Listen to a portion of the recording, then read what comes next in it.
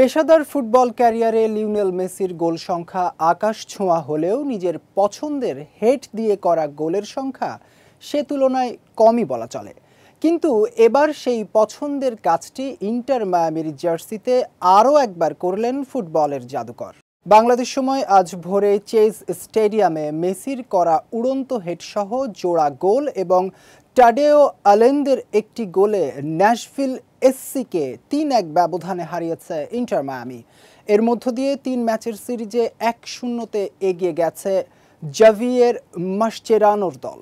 এদিন ম্যাচের শুরুতে কিছুটা চাপের মুখে থাকলেও প্রথম সুযোগেই এগিয়ে যায় মায়ামি। লুইস সুয়ারেজের নিখুঁত ক্রসে হেড থেকে দুর্দান্ত গোল করে দলকে লিড এনে দেন এলএম10। এরপর মেসির দারুণ পাস থেকে ইয়ান ফ্রের ক্রসে হেড করে আলেন্দে করেন দ্বিতীয় গোল।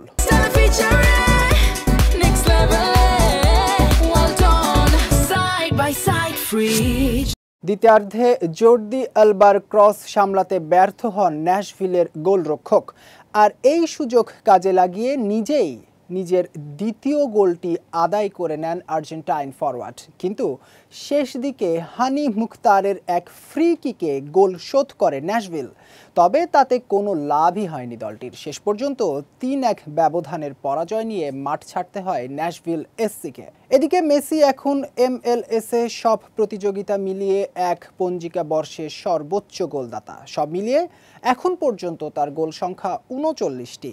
তারই স্বীকৃতিস্বরূপ ম্যাচ শুরুর আগে MLS কমিশনার ডন গারবারের কাছ থেকে গোল্ডেন বুট বুঝে নেন মেসি। এবছর MLS-এ ২৮ ম্যাচে ২৯ গোল করে সর্বোচ্চ গোলদাতার পুরস্কার পেলেন এই কিংবদন্তি।